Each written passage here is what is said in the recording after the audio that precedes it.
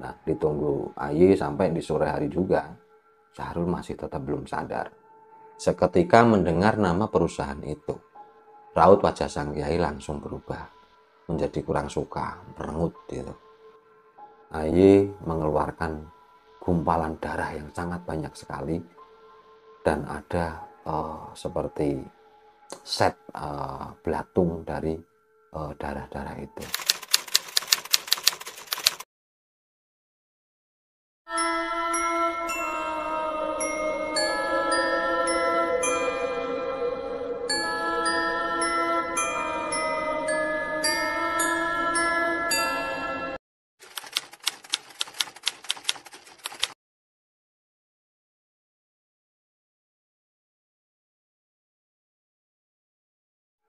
Karena Aye merasa bosnya sangat perhatian sama Aye pun semakin senang kerja di perusahaan tersebut. Tapi karena Aye saat itu lagi sakit, Aye pun pulang. Setelah sampai rumah, Aye pun langsung masuk ke kamar dan Aye langsung tidur. Aye ingin istirahat dengan sangat tenang. Dan nggak terasa, Aye langsung tertidur dengan sangat nyenyak sekali. Dan Aye bangun sampai waktu asar. Jadi Aye saat itu tidak bisa bangun Jumatan. Setelah habis asar, Aye ini badannya malah semakin panas. Nggak semakin sembuh atau enakan, tapi malah semakin panas. Sudah dadanya gatel, pengen batuk terus, terus badannya juga panas. Sampai di malam hari, Aye belum periksa sama dokter. Karena Aye berpikir ya nanti malam kalau dia bisa tidur lagi, mungkin kondisinya akan membaik. Nah, saat itu sampai di malam hari, sekitar jam 10 malam, Aye pun tidur lagi. Dan di malam itu, Aye bermimpi. Aye ditemui 3 sosok wanita yang sangat cantik-cantik. Dan 2 di antara mereka itu memiliki wajah yang sama. Aye saat itu digandeng dengan ketiga wanita itu. Aye diajak ke suatu tempat yang Aye sendiri tidak tahu. Tapi Aye tidak mau karena Aye tidak kenal dengan wanita itu dan Aye menolak ajakan ketiga wanita itu. Saat Aye menolak ajakan ketiga wanita itu, dengan seketika wajah wanita itu langsung berubah wujud. Wajahnya menjadi sangat menyeramkan. Dan Aye juga melihat perut wanita itu mengeluarkan darah. Dan perlahan-lahan wanita itu langsung merogoh ke dadanya sampai keluar darah yang sangat banyak sekali. Ketika wanita itu langsung tertawa cekikikan menertawai Aye. Aye pun ketakutan dan seketika itu juga Aye terbangun dari tidurnya. Aye saat itu melihat jam sekitar jam setengah 1 malam. Aye ketakutan, Aye pun keluar dari kamarnya dan ikut tidur di dekat orang tuanya yang saat itu memang orang tuanya tidurnya di depan TV. Dan orang tuanya pun sadar kalau Aye bangun. Aye ditanya sama orang tuanya, kok bangun kenapa? Aye saat itu tidak jujur. Aye saat itu hanya menjawab, iya bu, aku pengen tidur sama ibu. Gitu.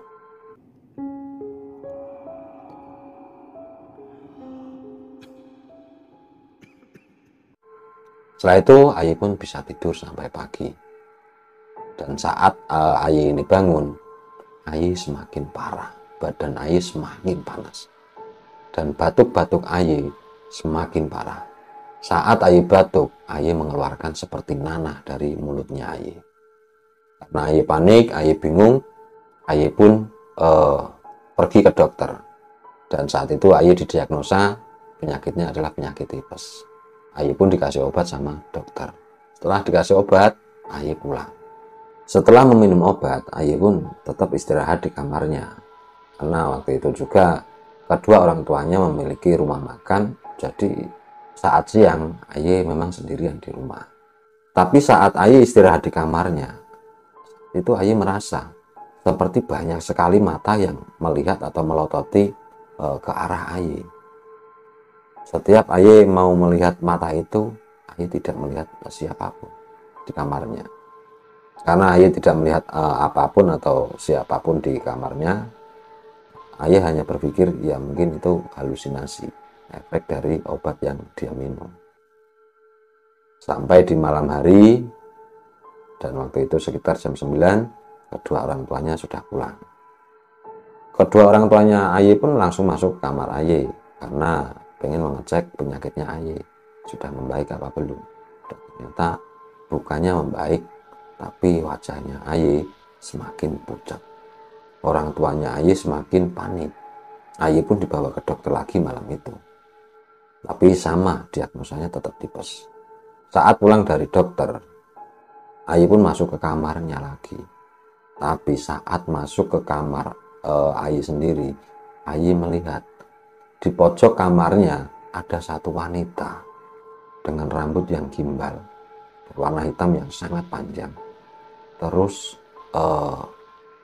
punggungnya itu mengeluarkan darah. Seketika itu juga Aye langsung keluar dan lari. Aye langsung memeluk tubuh ibunya dan mengatakan, "Bu, aku takut. Aku takut. Aku melihat sumber bolong di kamarku." Seketika itu juga badannya Aye langsung gemetaran dan keluar keringat sangat deras sekali dari tubuhnya Aye karena mungkin Aye sangat ketakutan. Karena saat itu Aye semakin parah dan ibunya Aye merasa ada yang aneh. Setelah itu ibunya Aye pun ngomong sama suaminya, "Pak, ini gimana anakmu kok kayak gini? Harus dibawa kemana anakmu?" Setelah ditanya istrinya atau ibunya Aye, bapaknya Aye ini ingat kalau dia punya kenalan orang pintar. Di malam itu juga Aye langsung dibawa bapak dan ibunya ke rumah orang pintar itu. Sebut saja namanya Pak Wahyudi. Saat sampai di tempat orang pintar itu tanya, "Kamu kerja di mana, Nang?" Aye pun menjawab, "Aye bekerja di perusahaan A," gitu saja. Mendengar nama perusahaan itu, sama seperti sang kiai, Pak Wahyudi langsung memejamkan mata. Setelah membuka mata, Pak Wahyudi mengatakan, "Itu tidak benar. Kamu keluar saja dari perusahaan itu." Mendengar Pak Wahyudi mengatakan seperti itu, bapaknya Aye ini penasaran dan dia tanya, "Maksudnya gimana, Pak? Kok bosnya Aye nggak benar?" Pak Wahyudi pun menjawab lagi, "Bosnya anakmu ini bisa kaya bukan dari jalan yang benar. Dia ngambil jalan pintas. Dia ngambil pesugihan Nyi Roro Kidul." Mendengar jawaban Pak Wahyudi seperti itu, seketika itu wajah bapaknya Aye langsung ketakutan. Dan bapaknya Aye ini tanya lagi sama Pak Wahyudi, "Nah, terus apa yang harus dilakukan biar anak saya ini selamat, Pak?" Pak Wahyudi pun menjawab, "Tenang, nanti saya kasih obat herbal dan bekal dari sini." Bapaknya Aye pun dikasih yaitu tulang babi 4 dan disuruh Pak Wahyudi itu menancapkan atau memendam tulang itu di 4 penjuru arah. Dan Aye juga dikasih minyak babi untuk dioleskan ke tubuh Aye saat itu. Setelah selesai, akhirnya Aye dan keluarganya pun, yaitu bapak ibunya pun pulang ke rumahnya lagi. Saat itu sampai di rumah sudah azan subuh. Aye pun menyempatkan sebentar untuk sholat subuh. Walaupun tadi dia dikasih minyak babi di tubuhnya, tapi Aye tidak pernah berpikir yang lain-lain. Yang penting satu, saya berniat saya ingin sholat. Setelah selesai sholat, karena Aye merasa badannya sangat lemah, karena semalaman juga Aye nggak tidur, Aye pun merasa ngantuk. Dan setelah subuh itu Aye tidur.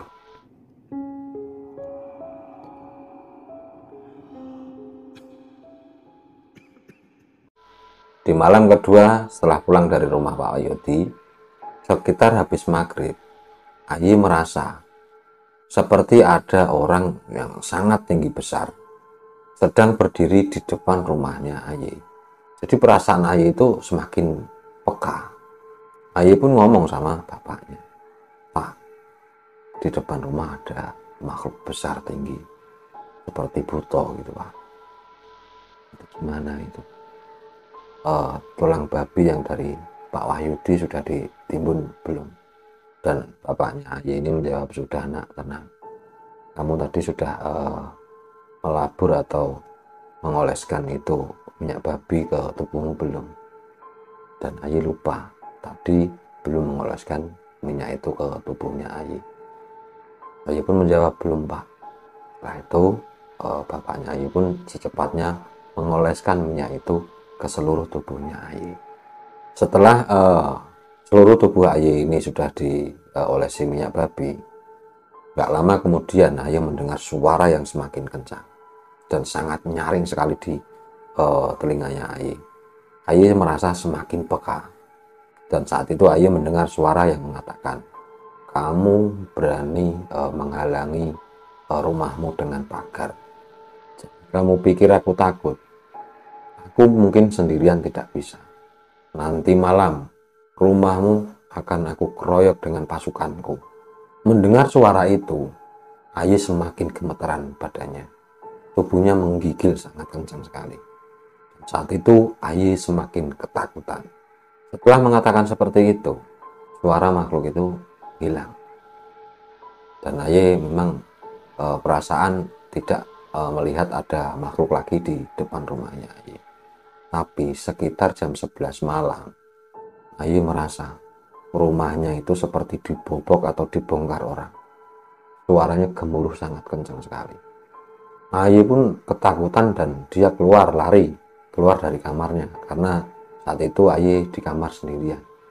Bapaknya yang lagi sepertinya kebingungan duduk di kursi. Ayi pun langsung memeluk tubuh bapaknya. Saat melihat Ayi keluar dari kamarnya sambil lari, terus memeluk bapaknya Ayi ini kaget. Bapaknya Ayi tanya, lu kenapa nak, kok kamu keluar sambil lari? Ayi pun menjawab, Pak, rumah kita dibongkar orang. Makhluk besar itu datang lagi. Aku melihat, Pak, yang membongkar itu ribuan orang. Aku melihat orang yang kecelakaan di depan perusahaanku, karyawan yang kecelakaan di perusahaanku datang ke sini semua. Termasuk pengendara motor itu yang setahun yang lalu kecelakaan di depan perusahaannya Ayi. Ayi pun semakin ketakutan.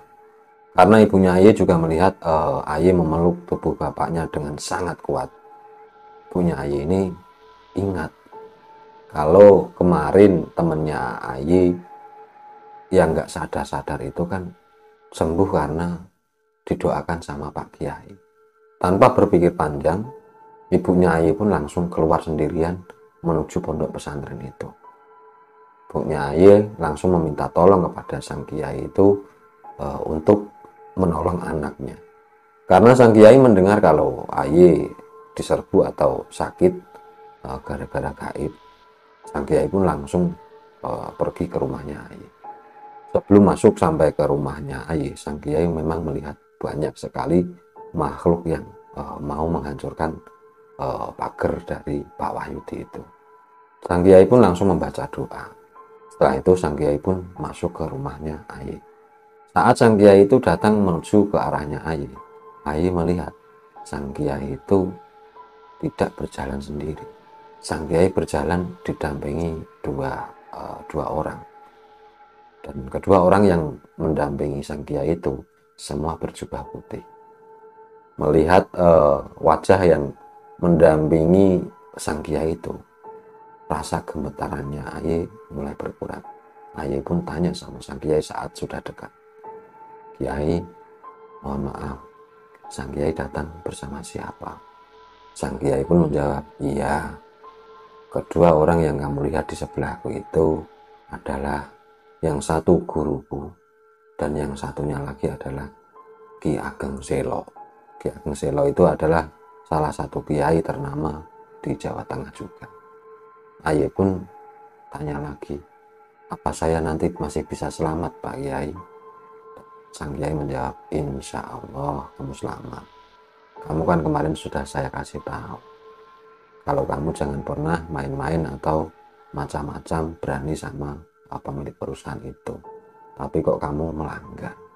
Kalau kamu nggak betah kan harusnya sudah keluar. Ya ini maksudnya kenapa teman kamu keluar dari perusahaan yang kamu tempati. Setelah itu Ayi pun bertanya lagi, Loh, kenapa Pak Kiai kok kemarin tidak memberitahu saya kalau bos pemilik perusahaan saya itu kok kurang baik atau kurang wajar kayaknya. Sang Kiai pun menjawab, iya nanti kalau kamu saya kasih tahu percaya, kalau enggak sudah kamu sekarang duduk saja, biar kamu saya pagari tubuh kamu. Setelah itu Sang Kiai langsung membaca doa. Saat Sang Kiai membaca doa, Kiai melihat dari tubuh Sang Kiai itu langsung seperti mengeluarkan perisai. Dan saat itu juga perisai yang berada di tubuh Sang Kiai itu langsung dimasukkan atau dikurungkan ke tubuhnya Aye. Setelah Sang Kiai memagari tubuhnya Aye, Sang Kiai pun berbalik arah dan ngomong atau berkomunikasi dengan makhluk tinggi besar itu. Sang Kiai ini mengatakan, kamu jangan pernah mengganggu anak ini, karena anak ini adalah cucu dari Ki Ageng Selo. Dan makhluk tinggi besar itu menjawab, aku tidak peduli, aku diutus oleh sang ratu untuk mengambil anak ini. Anak ini sudah waktunya aku ambil, kamu jangan menghalangi. Dan yang disebut Ki Ageng Selo itu menjawab, kamu kok berani mau mengambil cucuku? Aku akan hadir ke tempat ratumu, tunggu saja ke sana. Setelah mengatakan seperti itu, orang yang disebut Ki Ageng Selo itu Aye melihat badannya menjadi cahaya, dan cahaya itu langsung terbang keluar dari rumahnya Aye. Dan seketika itu juga makhluk gaib yang mengelilingi atau menyerang rumahnya Aye juga langsung hilang. Karena Aye melihat makhluk itu sudah mulai hilang, Aye pun semakin tenang. Dan Aye ngomong sama Sang Kiai, Pak Kiai, nanti saya diganggu lagi enggak? Dan Sang Kiai itu menjawab, tenang, mbahmu sudah ngurusi itu semua, nggak mungkin kamu diganggu. Makhluk-makhluk seperti itu sangat mudah dikalahkan sama mbahmu. Setelah mengatakan seperti itu, Aye pun langsung disuruh duduk membelakangi Sang Kiai. Sang Kiai pun langsung menempelkan telapak tangannya ke tubuh Aye. Saat Sang Kiai menempelkan telapak tangannya, Aye merasa ada hawa yang sangat dingin sekali dari tangan Sang Kiai. Dan seketika itu juga Aye langsung muntah. Dan apa yang dikeluarkan dari mulutnya Aye mengeluarkan gumpalan darah yang sangat banyak sekali. Dan ada seperti set belatung dari darah-darah itu. Setelah mengeluarkan darah itu dari mulutnya, Aye merasa badannya semakin enteng. Selesai, Sang Kiai pun pulang. Dan sebelum pulang, Sang Kiai pesan sama Aye, kamu keluar ya Nang dari kerjaanmu itu. Sudah cari kerjaan yang lain saja. Sekarang kamu sudah tahu sendiri siapa pemilik perusahaan itu. Setelah itu Sang Kiai pun pamitan pulang. Setelah Sang Kiai itu pulang, memang Aye tidak merasa ada yang aneh-aneh lagi atau merasa makhluk gaib yang datang ke rumahnya Aye. Dan setelah malam itu juga memang Aye tidak pernah melihat atau tidak pernah merasa ada makhluk gaib lagi yang datang ke rumahnya Aye. Dan setelah beberapa hari juga tubuhnya Aye bisa kembali normal seperti biasanya. Setelah sehat, Aye bertujuan datang ke perusahaan itu, mau pamitan atau mau izin keluar dari perusahaan itu sama bosnya. Tapi saat sampai di kantor atau sampai di perusahaan itu, salah satu karyawan mengatakan kalau pemilik perusahaan itu lagi sakit, dia nggak berangkat. Dan saat itu Aye sudah berpikir, apa mungkin kemarin memang berantem atau perang dengan kiai yang disebut Ki Ageng Selo itu.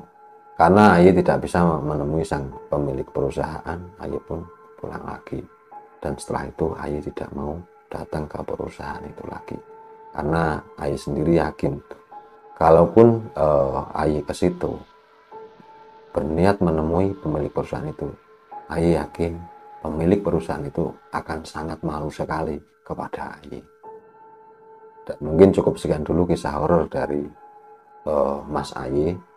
Mungkin banyak ilmu atau hal yang bisa kita petik dari kisahnya Mas Aye, yaitu kita jangan pernah menyepelekan hal gaib, karena Allah Maha Gaib, karena malaikat gaib, karena jin juga gaib. Kita harus hati-hati, jangan pernah menyepelekan makhluk gaib. Perkuat imanmu, perkuat zikirmu, agar kamu selalu selamat dunia dan akhirat. Mungkin cukup sekian dulu kisah horor dari channel Jagat Tinggal Lembut. Ada salah kata, mohon maafkan. Salam Jagat Tinggal Lembut.